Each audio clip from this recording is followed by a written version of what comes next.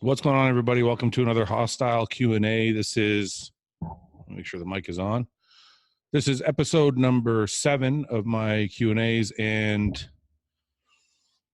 I have set a timer to an hour. So we're going to do an hour worth of questions. I never know when to stop, so this was probably the best way to do it.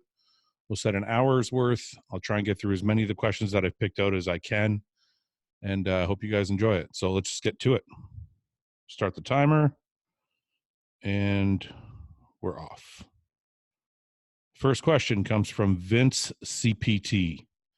Says, Greg Doucettes says you don't need to be in a surplus to gain muscle. What's your thought on that? He says. And he also says, is 1 gram per pound of body weight really enough?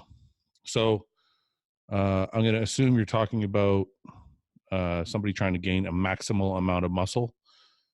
And Brad Schoenfeld is a PhD who's done numerous studies, or at least has cited numerous studies on the fact that you gain the most amount of muscle in the 1.5 grams per pound range.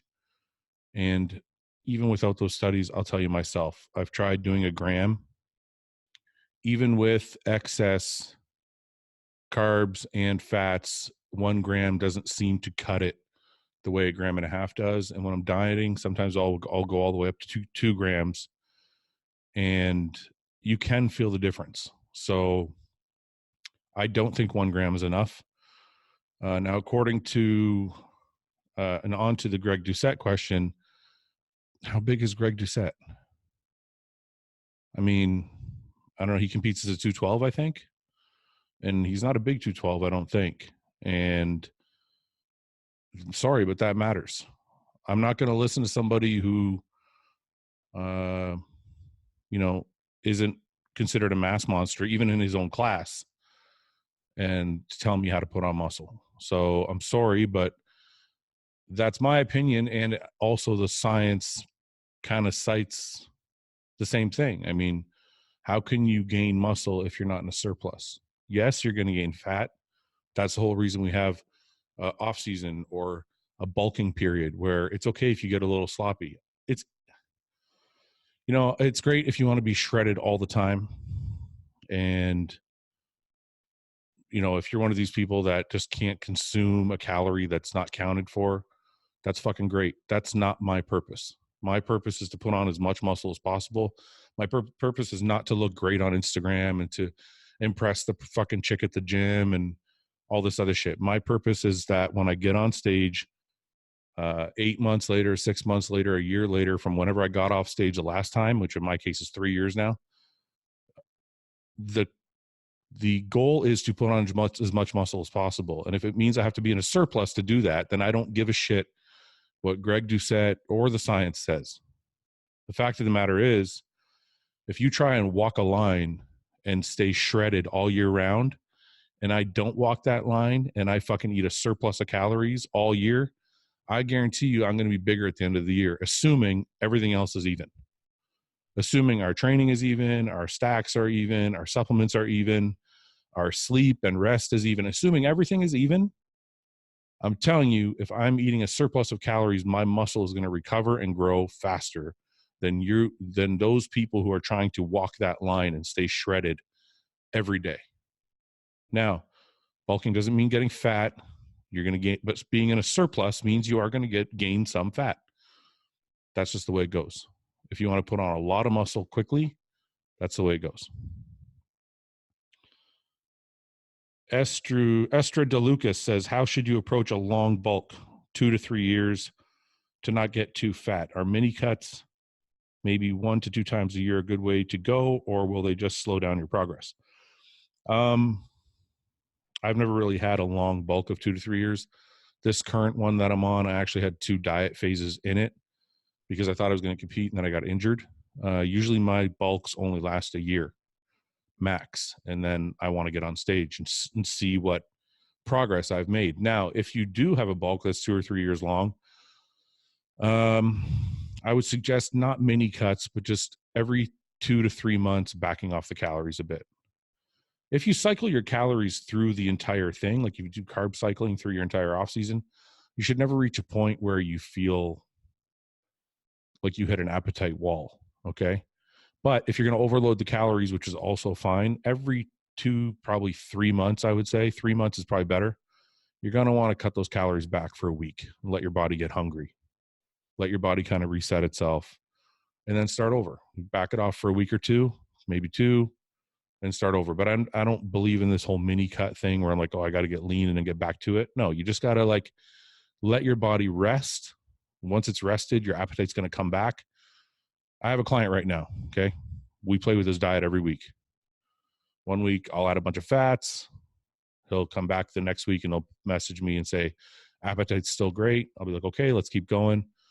2 weeks later, he'll message me, oh, appetite kind of faded a bit. Okay, let's pull the fats back. Let's increase the carbs. You can play with your diet all year so that you don't have to reduce food at all. You can just keep playing with the diet so that you keep yourself hungry. But even though I say that, we're still pulling calories back. It's just not for a long time. Like, for example, last week I pulled all his fats. He said to me, I can't eat. My appetite's gone. I'm like, okay, pull all of your fats from the diet, all the olive oil, all the avocado, all the peanut butter, everything. Let's just pull all of it out. I want you to lower your salt intake, drop the carbs just a little bit, and let yourself get hungry. 4 days later, I get a message. I'm starving. I feel great. My appetite's through the roof. Okay. At this point now, I can begin to reintroduce food. Start upping the carbs a little bit, start upping the salt again. Let's increase the fats a little as we go. And he'll run that way for 3 or 4 weeks before he hits a wall again. So that's kind of how your off season is going to have to go. But you don't have to do a mini cut where you take like 6 or 7 weeks and you just try and get lean. That's kind of, I feel like it's just wasting time. Diego Molinek says, money not being a factor, what would be your perfect 3-car garage? Tough one. I have to have a big ass truck. Okay. So either like my Yukon outside, but a lot bigger, maybe like a bigger lift, bigger tires and all that, because I wouldn't care about practicality. So either a big ass truck or a big ass like SUV, like a Yukon or an F-250, something like that, jacked up, big ass tires. That's one. Then I got to have a fucking really fast car. So probably a Ferrari LaFerrari. It's like one of my favorite supercars. And I think third, I want to have like a daily badass vehicle. So like I'm going to say like a tough one. There's so many. Probably like an Aston Martin. Probably like a Super Leggera. Yeah, that'd be my daily, like my grocery getter would be my Aston Martin Super Leggera. You're only giving me 3 cars, so I had to pick, that's all I got. I can't go. I got so many more on the list, but that's probably the 3 I would pick. All right. American Oak says crunchy or creamy peanut butter.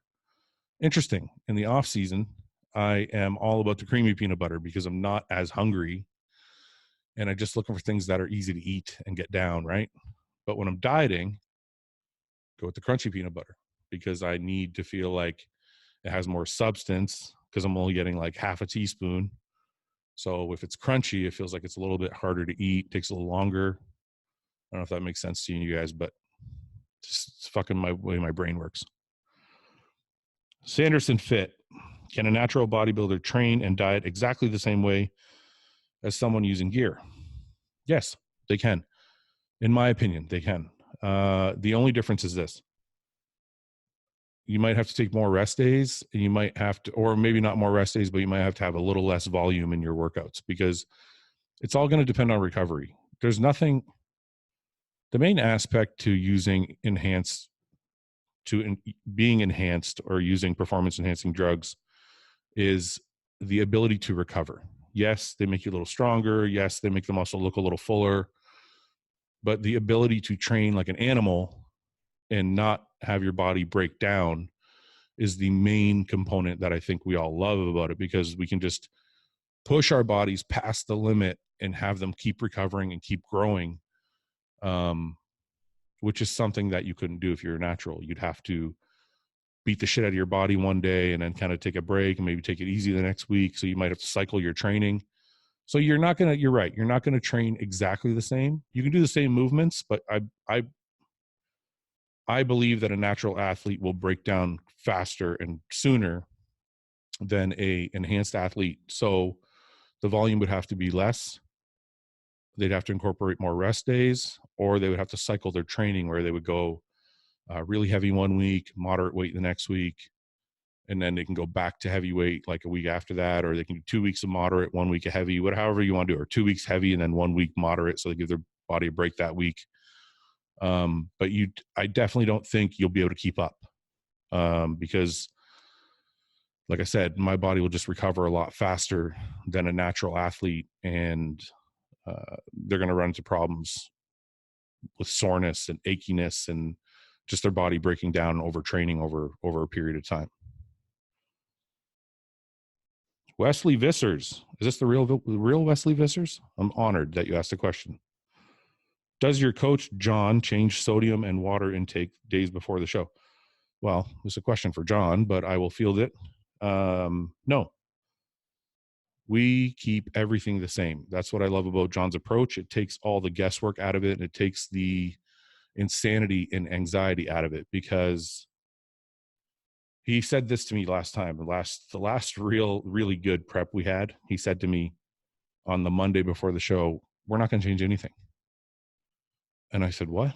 And he goes, we're not going to change anything. You're going to do this diet until Saturday. I'm just going to add 50 carbs a day. And I was only eating like 50 at the time.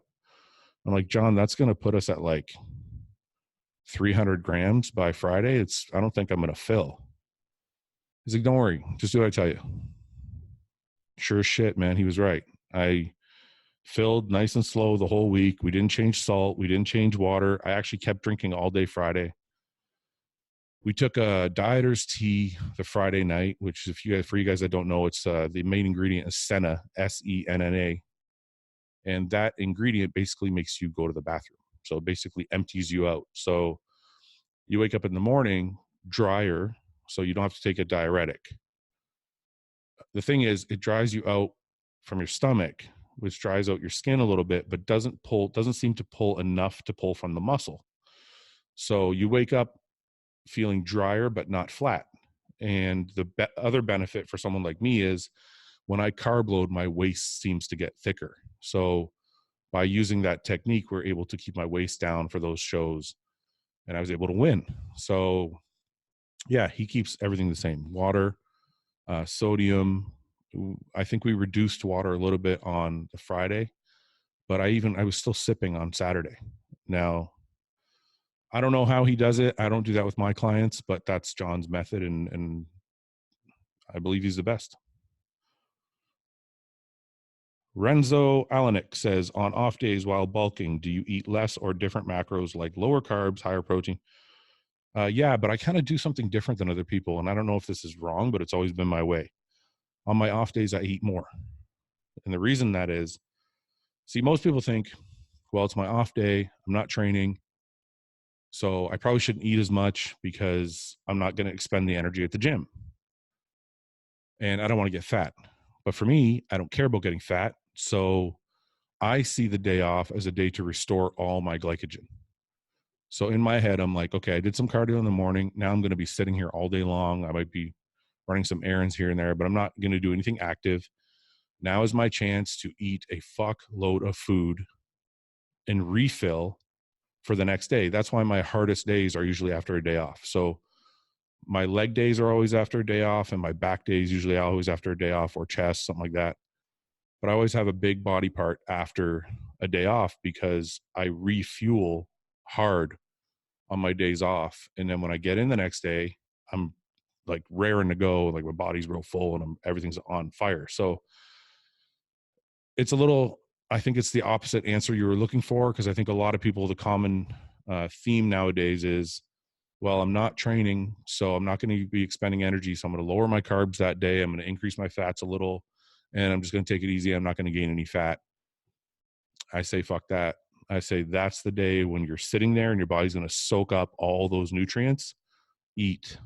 Like I'll eat like a bag of pasta for a meal. And like, I just go off. Like sometimes for the longest time, my cheat meal was on my off days because I wanted to feel as full as possible the next day when I got to the gym. So That's just my technique. Carl Welsh Stevens says, do you think people can call themselves a bodybuilder even if they have never or will never compete? Yeah, I do. I used to think differently. I used to think if you weren't being paid, you weren't a bodybuilder. But that's fucking bullshit. That's a really immature way to look at things, because there's a lot of people that work 9-to-5 jobs. Like, I know people that work at Chrysler's, or they work at a tool and die shop or whatever, and they're fucking sweating it out and they're killing it.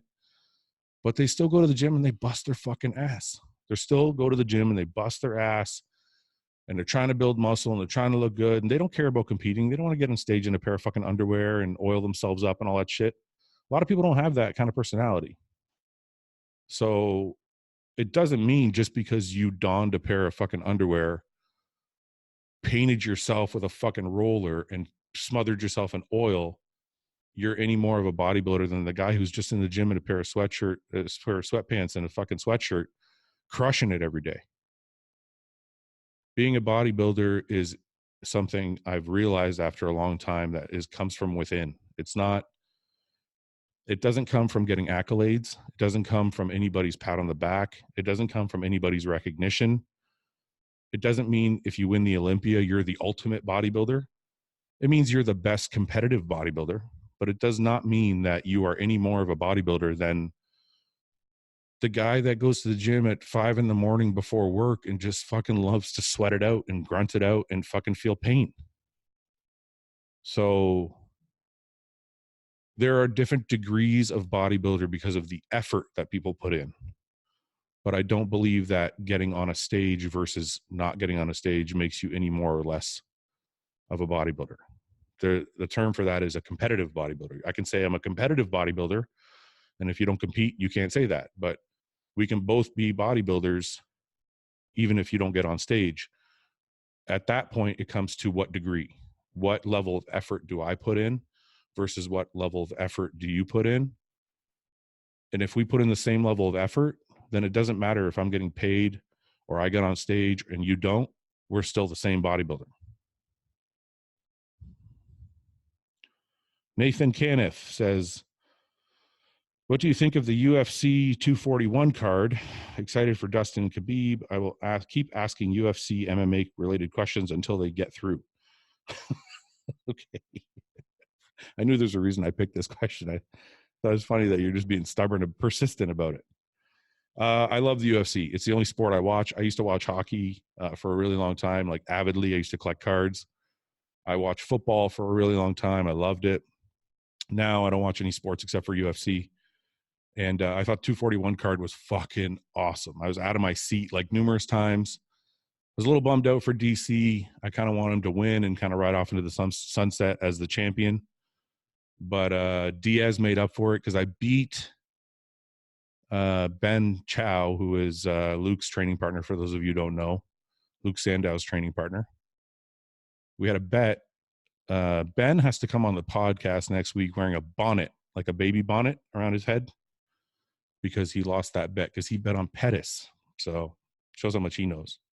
But anyways, I thought it was a great card. And I think Khabib's going to smash Dustin. I think Khabib is just send him location, man. Send location.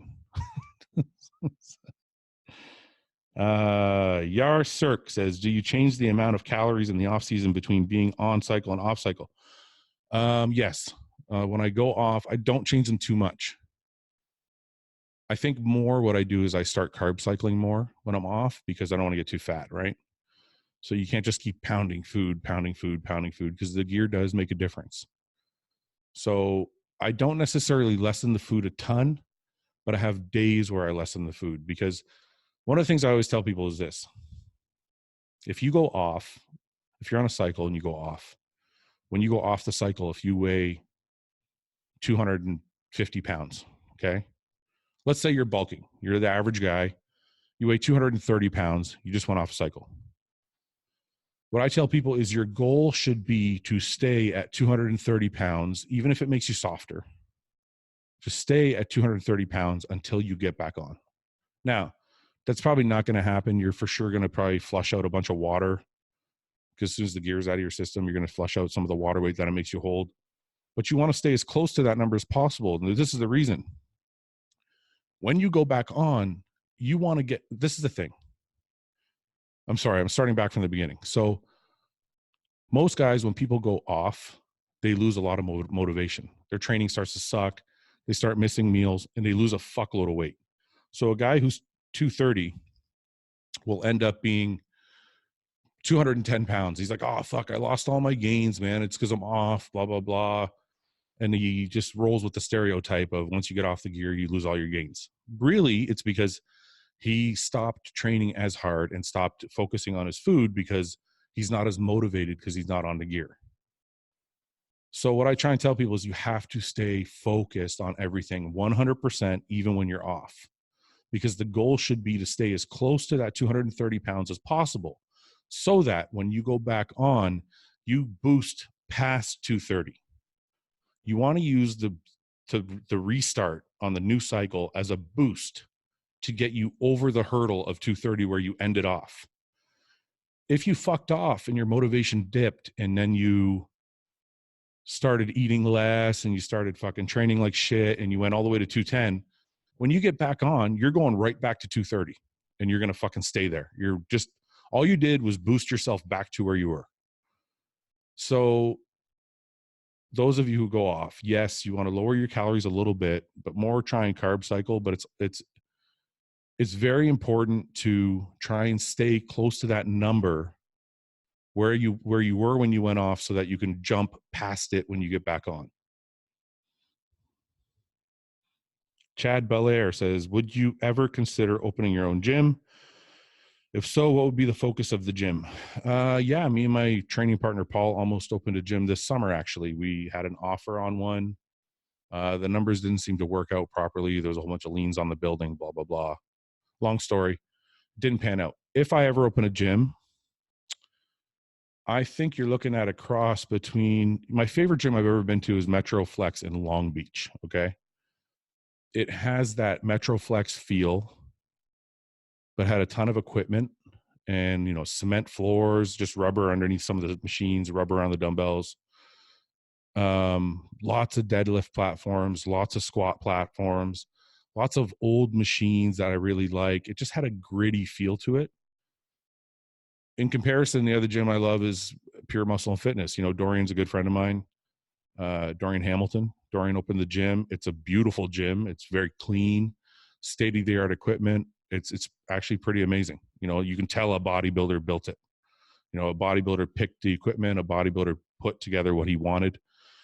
But I like the emotion, and this isn't Dorian's style, it's my style, but I like the grittiness of like some murals on the wall and like just some, you know, chalk everywhere and just a little bit dirtier place, a place that kind of makes you feel like you're there to work, you know, you're kind of going to war. That's probably what I want one day. Something a little bit, just something more that represents me, something real hard. But we'll see when the time comes. Maybe that's not what we'll end up being, but one day I plan on opening a gym. We'll see if it's a studio or a gym or whatever, but one day we'll see what happens.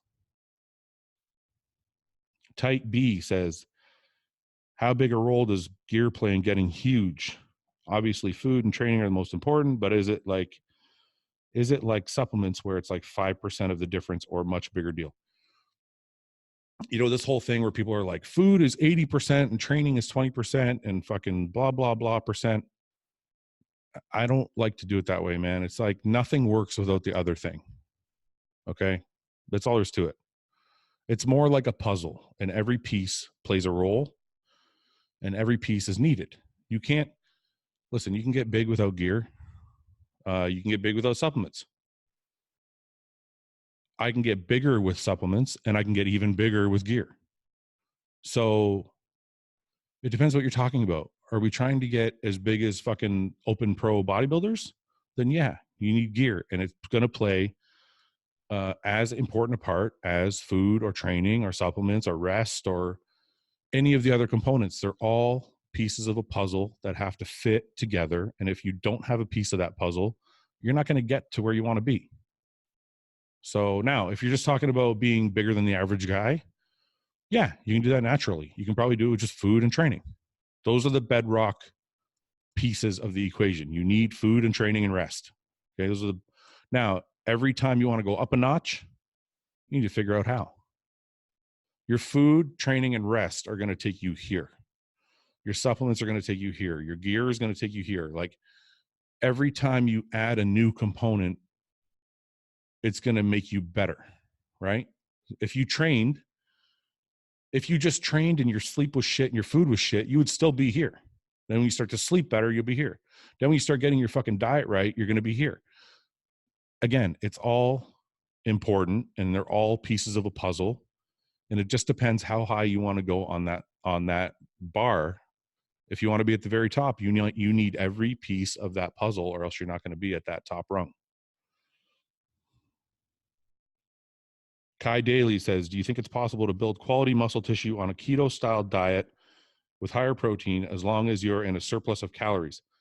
Yes, I have seen a study that shows even on a normal keto diet in a surplus of calories, not with a higher amount of protein, but in a surplus, does build muscle. Are you going to build as much muscle as open pro bodybuilder? Probably not. Are your workouts going to feel as amazing as if you were taking in a bunch of branch chain or a bunch of, cluster dextrin and different carb powders while you're training, or just eating like a bunch of carbs in your diet? I've done the keto thing. I tried it for 6 weeks. I did look better in fat content wise. My blood work got better, but my muscles looked kind of droopy, and more importantly than that was my fun factor in the gym was gone. I just didn't really have that burst of energy when I want to call on it. That burst of, and I don't mean energy like, oh, I'm wide awake. I mean energy like that push, when you're squatting like 6 plates, or I didn't have that explosive power that I wanted. So I think if you're trying to build a maximal amount of muscle, I think it's important that you have, my personal opinion is important. It's important to have carbs in your diet. Personally, it's what I think. But that doesn't mean you can't build muscle without it. It's just my opinion of what may feel better. JM Powell says, top 5 fast food places you like to go to. Tough one. I'm a fat kid at heart. I'm going to say, just because of the frequency, McDonald's is first. I'm going to say McDonald's is first. Five Guys is second. Does pizza count as fast food? I might say pizza is second, if it counts as fast food. If it doesn't, then I'll say Five Guys is second. Burger King is third. Subway is fourth. Subway might be third. Burger King's fourth. Dairy Queen is fifth. That's pretty much the way it goes. Got to have a fucking Dairy Queen in there. El Taco 86 says, fasted cardio in the off season, should it be done daily or less?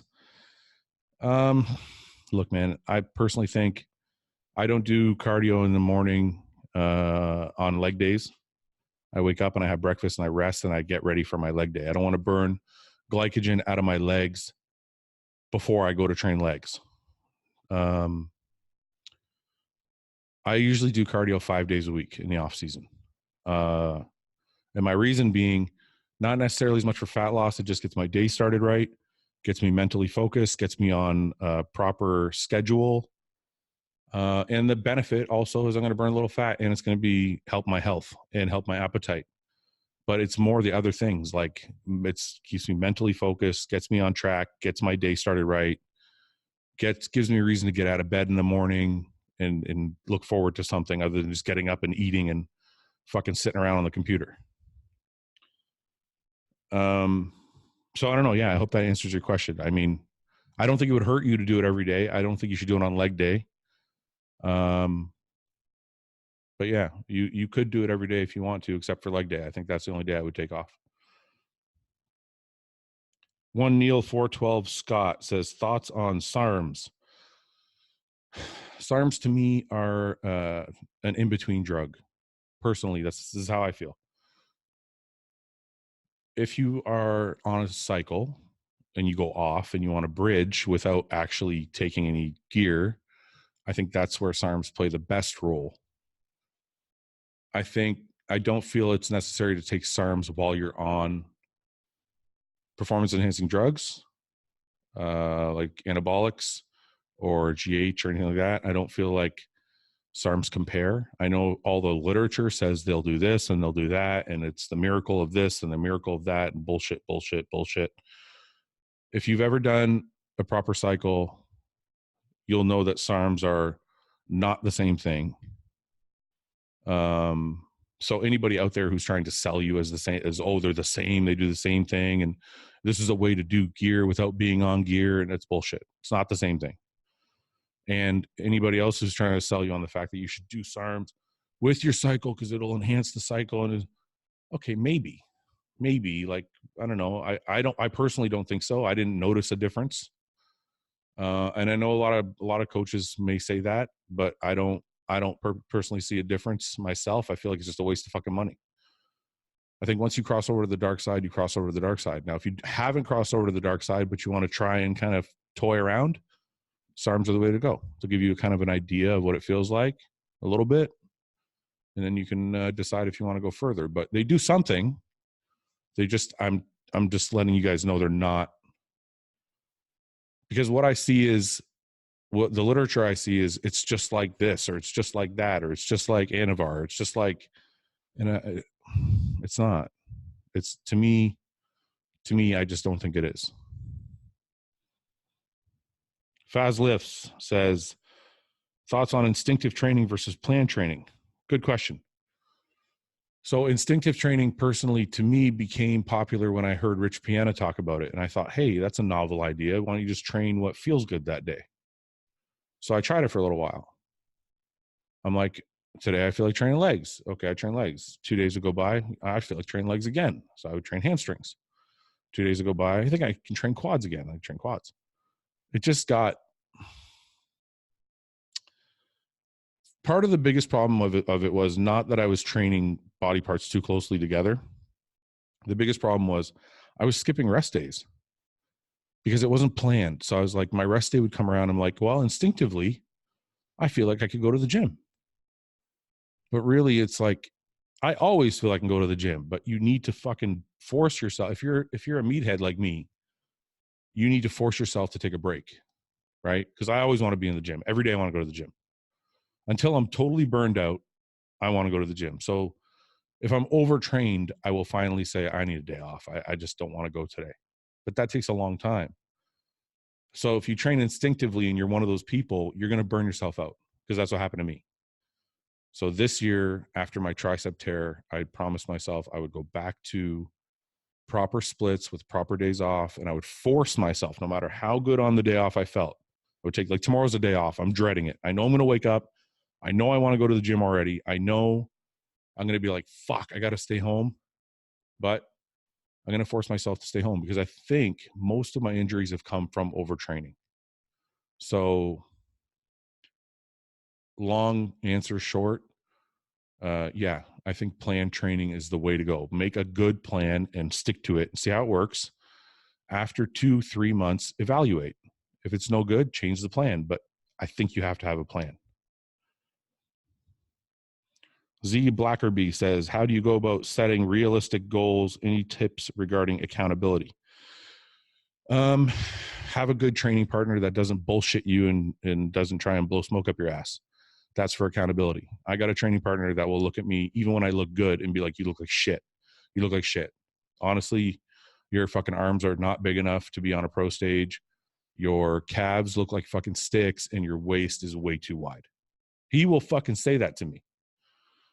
And I think it's important to have that. And if you don't have that, you have to be able to be honest with yourself, because you always want to tell yourself good things. So you have to be able to look in the mirror and go, wow, you know what? I could use this. I could use some of that. You have to be able to dissect your physique. Now, the other way to be accountable is photos. Take a lot of photos. Take photos every week. Compare them to the week before. Okay, this week I'm a little fatter. Okay, I probably have to reduce the diet a bit. This week I'm a little smaller. Okay, maybe I wasn't eating enough food. My biceps don't look any bigger. Maybe I need to change my arm workout. It's been 8 weeks. They still look the same size. Okay, maybe I need to figure something out. These are ways to keep yourself accountable. Having a coach. Pay a coach. He will let you know. If you have a good coach, your coach will let you know. Look, you've made no progress. You suck. You need to work harder. A good coach will say that to you.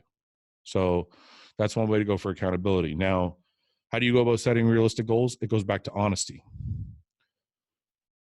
A lot of people don't want to be honest with themselves. Okay. It hurts their feelings.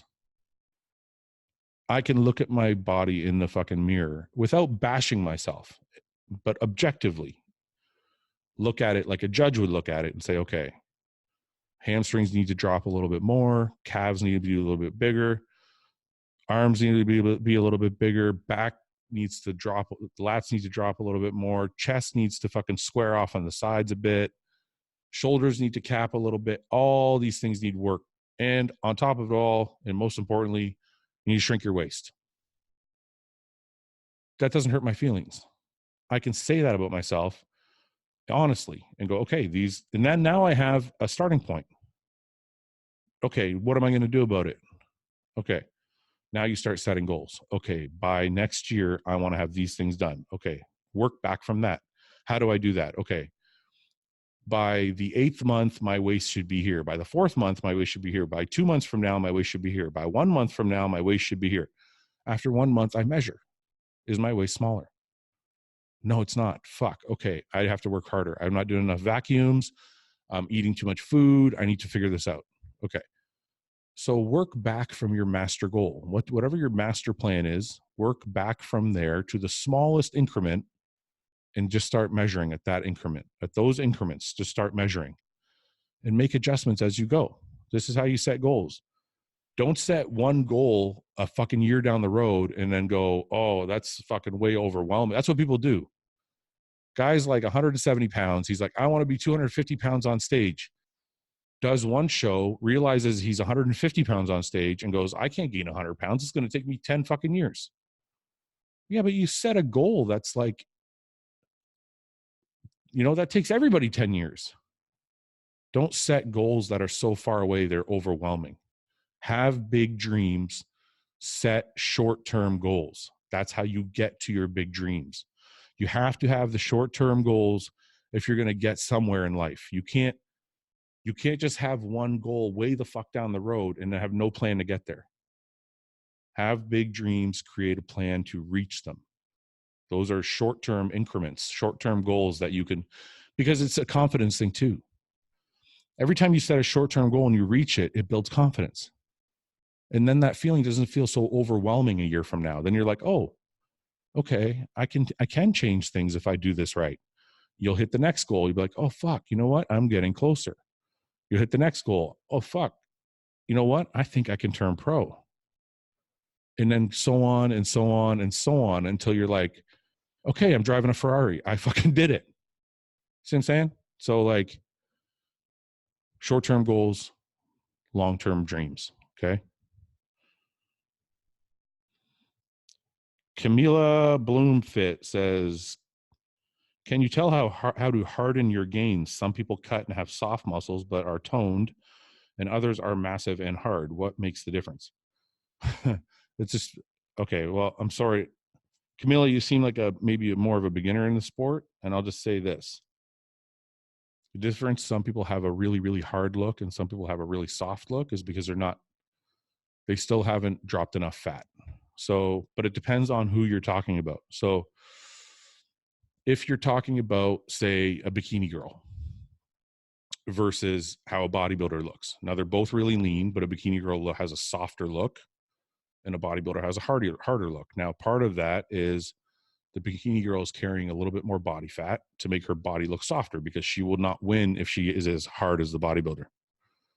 Part of that is also the amount of supplements they're taking, the amount of gear they're taking. All these things will contribute to how hard the muscle looks. And most of all, in my opinion, their training. The way a bikini girl trains versus the way a pro bodybuilder is going to train are two totally different things. And I think the harder you train and the heavier you train, the harder the muscle is going to look. Now, if you're talking about two bodybuilders standing side by side, and one looks lean but soft, and one looks really shredded and hard, the guy who's lean and still kind of soft still has 5 or 10 pounds to go. That's usually the problem. You're seeing a guy who's almost there but not quite there, and you're seeing a guy who's there.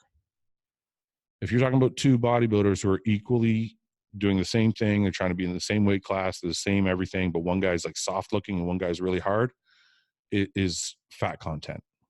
It could also be training. The guy who's really hard could be training, but it's just the fat content. The harder the guy on the left gets, the softer guy, the harder he gets, the more fat he loses, the harder he's going to look. Until all the fat is gone, he's not going to have that really hard look. Okay. Robbie Fine says, I lost over 155 pounds. I was over 420. I'm now 260. It has gotten so hard to drop any more weight. Do you think I should try to stack on some muscle and try another diet in a few months? Okay, no, this is a problem. You've dieted away a lot of weight. That's awesome. But you have to reach a point where you're like, okay, I don't want to lose weight anymore. Now I want to put on muscle. So you got to find where your caloric intake is for the day and match it. And let your body build muscle. Because if you build muscle, you will start to burn more fat. The more muscle you build, the more calories you can take in every day. So if you don't change your calorie intake, right? As long as you're gaining muscle and getting harder, your body will increase that amount of calorie intake for the day. So let's say you're allowed to you need to take in 3,500 calories a day to maintain your muscle amount and everything, and with the workload you're taking in. If you eat 3,600 calories, you're in a small surplus. So it'll take you a long time, but you'll start to build muscle depending on the setup of your macros. You'll start to build muscle. And as you build muscle, you will start those extra calories that you're allowed to take in now because you've built muscle will start to eat away at that fat content. Okay. You'll start to strip fat away because you've gained more muscle and your body needs more calories. Okay. So that's my opinion on how to go about it. I don't think you should just keep dieting. Don't just keep dieting, and don't bulk for a little bit and then just keep dieting. No, just find a diet that fits what you need for the day, increase it slightly, and let the muscle catch up to your body. Build the muscle into your weight is what I'm trying to say. Zan Ribic says, at your all-time best, how would you place in the 2019 Mr. Olympia? Interesting. My all-time best is probably 2015 Orlando. I think I would be in the top 10. I think the 2015 Orlando version of me could compete with De La Rosa, could compete with, I think I could compete with Luke. I think I could compete with Kuklo, Juan Morel. Now, I'm not saying I could beat all those people, but I think I could be in a call-out with them. Whether I beat them or not, I don't know. But what I'm saying is I think I belong, maybe not now, but I think at my best, I would have belonged in that group. Whether they think so or not, I'd be interested to find out. I'd be interested to see what they think. But at my best, I definitely see myself in the top 10. Not where in the top 10, I don't know. Maybe 10th, but I don't know. But somewhere in there. Connor Ogden says, at the end of a bulk, should you try and maintain your new weight for a certain period of time and let your body get used to it, or go right into a cut? It depends. If you just start increasing weight, you went from 210, 220, 230, 240, and then you just decide to cut, you're going to lose all that weight. If that's what you're saying, I think you need to you need to increase that weight, 10, 220, 210, 220, 230, 240, You just sit at 240 for a little while. Okay. If you can keep gaining, that's great. But my point is, wherever you start to plateau, let's say it's 240, you start to plateau and you're just gaining a pound here, a pound there. You may get up to 245, 246. I think the longer you can stay at that weight, the harder you can get at that weight. Like, it's not just about staying at that weight and staying soft. You need to try and build muscle at that weight so you can grow into the weight. And I don't know the scientific term behind it, but yes, the longer you stay at that weight, the more likely you are to hold on to that muscle when you start to cut. Because I have seen guys go, oh man, I'm just going to put on a ton of weight. And they go right up to 270, 280, 290. And then they get into a cutting phase and they go all the way back to 230. But then I have seen in my own off seasons where I've gotten up to 290 and stayed there. And I was a lot bigger come stage time. So I know holding weight for a long period of time and getting leaner at that weight is the way to do it. Kesbra says, thoughts on taking gear with previous organ failure? I think it's a horrible mistake. I think if you've had an organ failure of any kind, that was your warning, and you shouldn't fucking play with fire. So, we're all doing this because we know the risks and we're taking chances with this and that. And we're trying to be careful by getting blood work done. But if you've already had an organ failure and you're still alive and you're still healthy and you're still living and you're still able to have a normal life, you should count your blessings and not fuck with it anymore. Just my 2 cents. Gomez 114 says, is cardio after weights effective? Does cardio after a weight affect the gains? If you can separate it, it's better. Like, I like to do my cardio in the morning, then I'll go back and do weights at night. If you have like a full-time job and you can't do that and you want to do it all together, it's fine. But what I suggest is try and drink an intra-workout with some form of essential aminos in it, because if you're drinking an intra-workout with essential aminos, when you're done training, your body has some amino acids kind of flowing through your body, and it's going to stave off your catabolism, right? So you're going to have an anti-catabolic effect from your intra-workout, which will allow you to get into your cardio and not worry about burning a bunch of muscle off.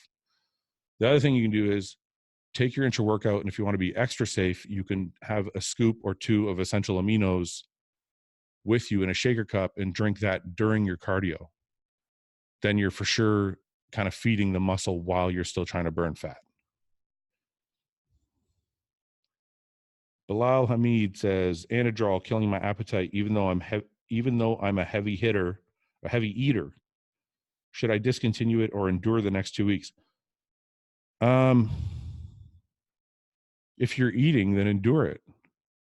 But if it's messing up your meals in any way, like if you're missing meals, even if you're missing one meal a day, it's not worth it. It's not worth it. There's other compounds, there's other ways to do it where you can keep eating and keep growing and not have to worry about it and not be uncomfortable and not be nauseous. Anadrol is not the be all end all of anabolics, and there's no need to cause yourself any anguish when you don't have to. Old Boy Blue says, Fouad Abiad, what are your thoughts on smoking weed and training? I don't do it. I've never done it, but I know a lot of people who have. I don't say a lot of people. I know some people who do and who have, and they swear by it. So I don't know. All I say is this: train without it and train with it. Whichever one's better, fucking do that. I don't know. Listen, I used to be a lot more hard about rules like this. Oh no, you can't smoke weed. That's really bad for you. You should go in and be focused. And listen, that's for some people, that's the way they focus. Some people focus harder when they smoked a joint.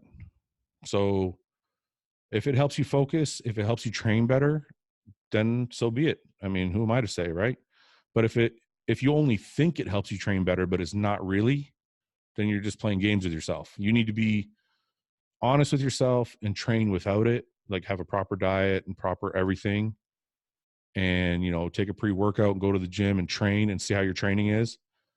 And then do the same thing and then smoke a joint. And if your training is better after smoking a joint, then who am I to say don't do it? I mean, people are going to do whatever helps them the most. Reed Felland says, how do you approach volume and training? In other words, what is your personal definition of volume in the gym?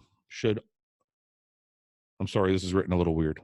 Should we be switching between low and high, etc.? Yeah, I think I do train with a lot of volume. Bigger body parts get more volume. So, for example, like legs get 20 sets. Back and chest may get 16. Shoulders 12. Arms 9.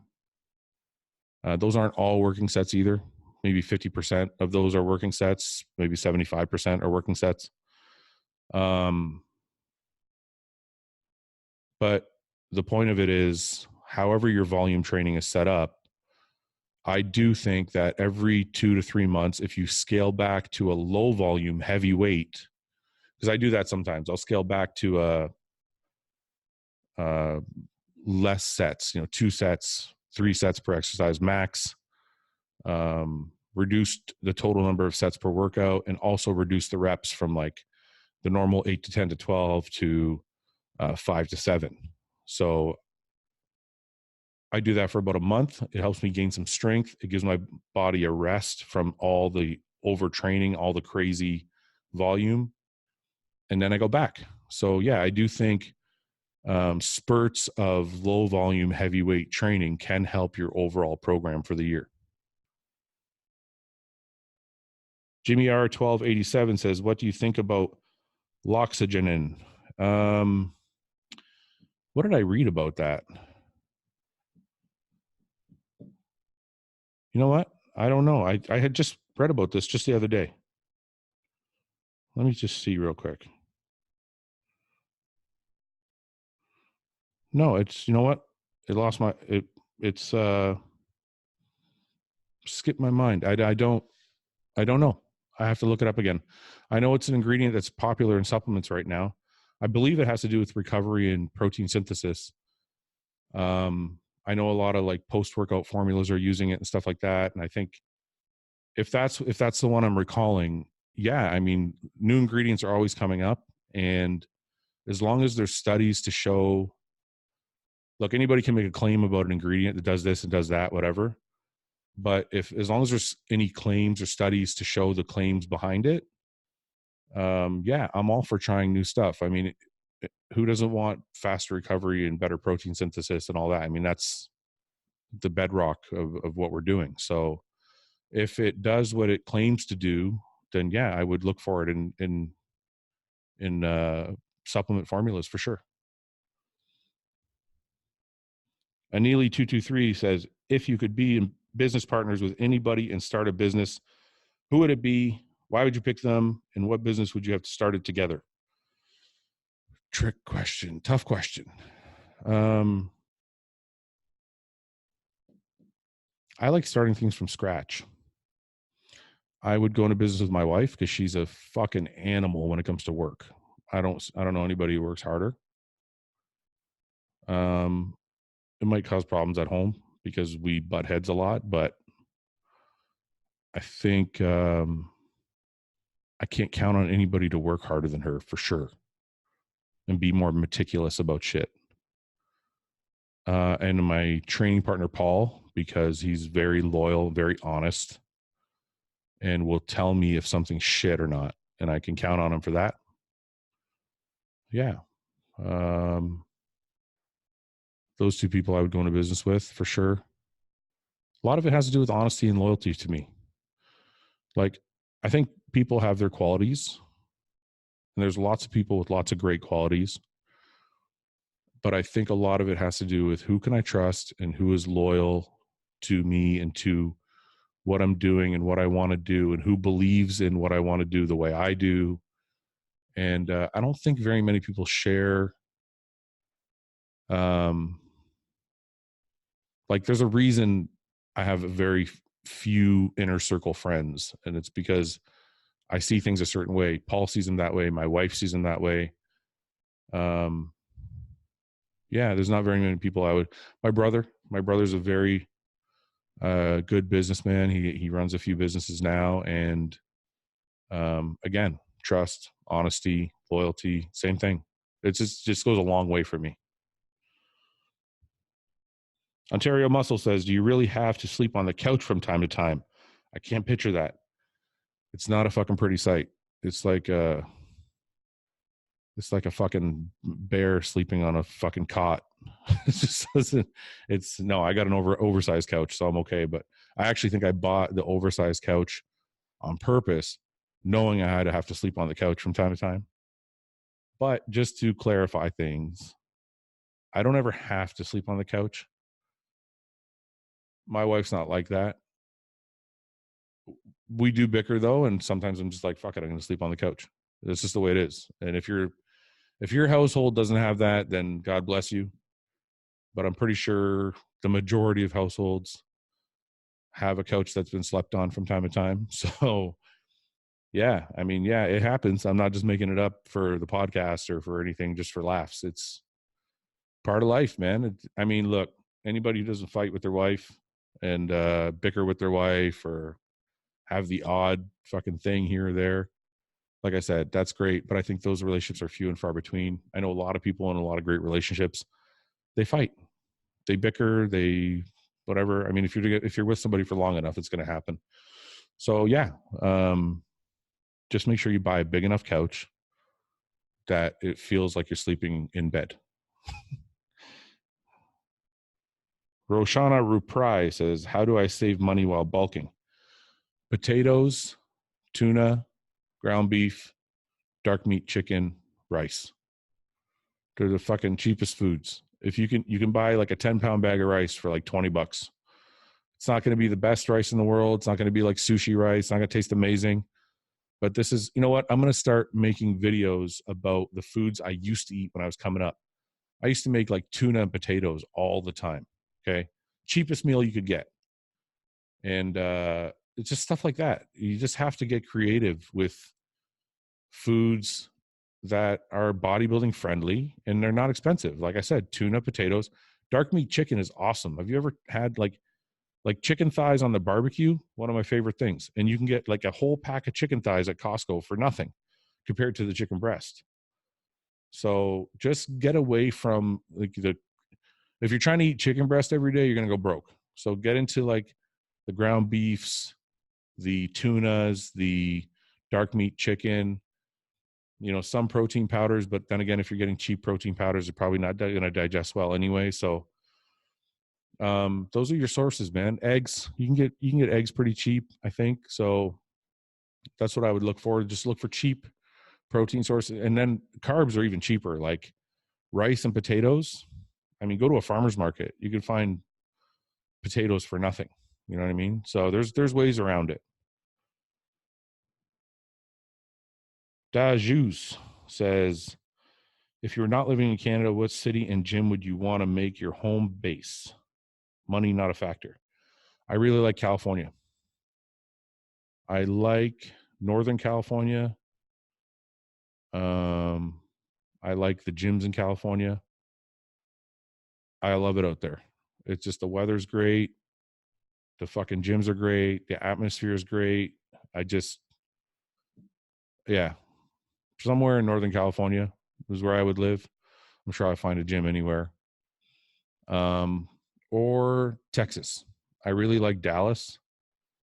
It's a beautiful city. And I'd like, believe it or not, even though I'm not like a far righty and I'm more like center, maybe center left, I love Texas culture and I think it's great. And I could definitely live out there. And I know there's a ton of gyms out there I could train at. So yeah, Texas or California, which is crazy because they're so different, but I don't know. I find both feel like home.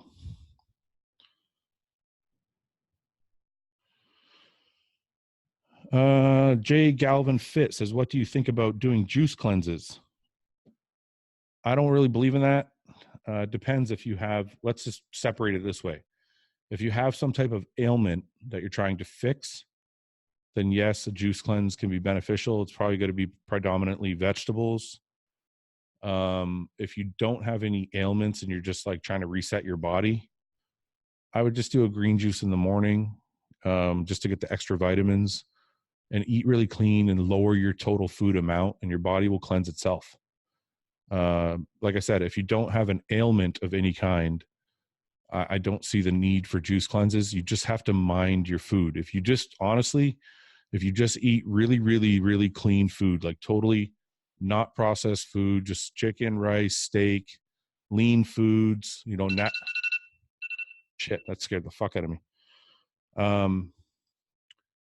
Natural foods, healthy fats, lower your carbs, don't eat any simple sugars or any shit like that.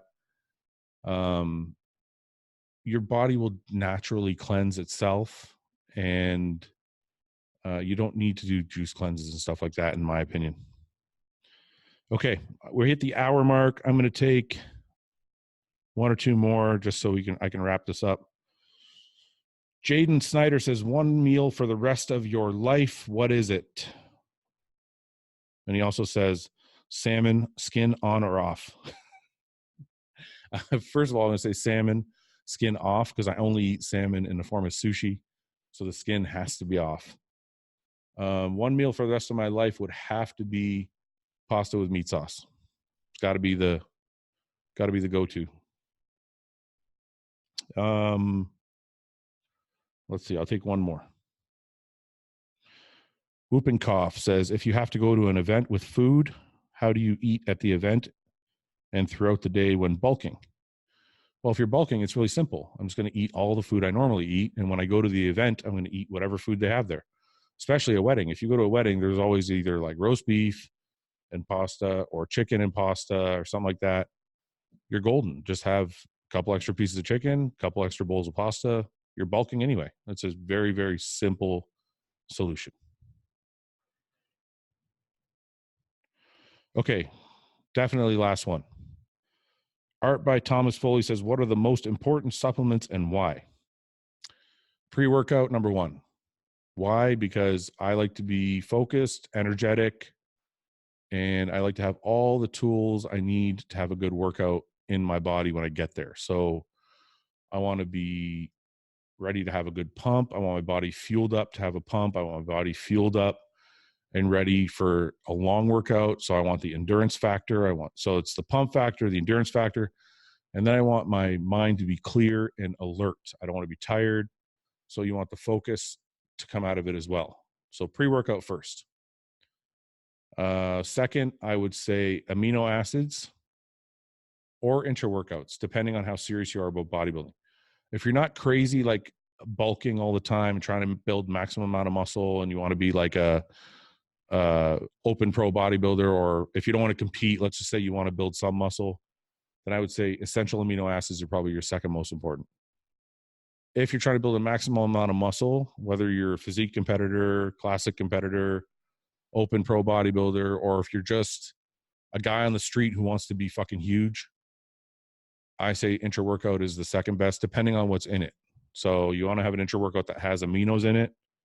You want to have an intra-workout that has a little bit of carbs in it. You want to have an intra-workout that has kind of everything that's going to keep your workout going and keep you strong through a long through a long leg workout. You know what I'm saying? Those are probably two most important. The third, I would have to say, is protein powder.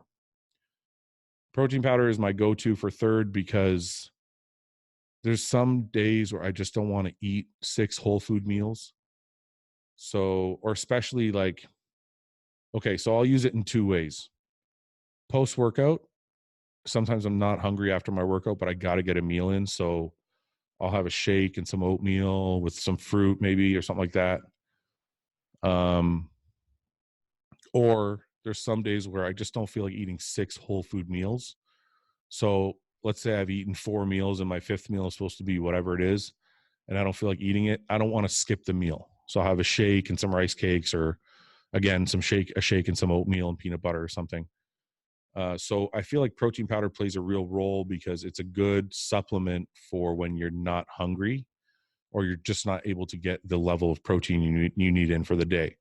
The problem arises with protein powders when people are just taking it all the time. You know, if you're having like 3 shakes a day or 4 shakes a day on the regular, then you're just kind of, you know, it's a little absurd. You're just taking it overboard. It's a supplement. It's not supposed to be your base. So 2 shakes a day max is what I would recommend. I have done 3 before in contest diets, but 2 shakes a day is what I recommend on a regular basis. 1 shake a day is probably best. So yeah, those are my 3 favorite supplements, and the rest, they have their place.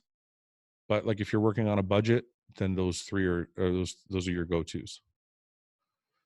Okay, guys, that's going to wrap up Q&A number 7. I appreciate you guys sticking around and listening. I appreciate all the feedback I've been getting. The podcast is doing well. I'm glad you guys are liking it. And check out hostile.com for any new merchandise coming out. We have some cool stuff coming out, and I'm excited to show you guys. So until next time, that's Hostile Q&A number 7. We'll see you guys. Get huge, motherfuckers.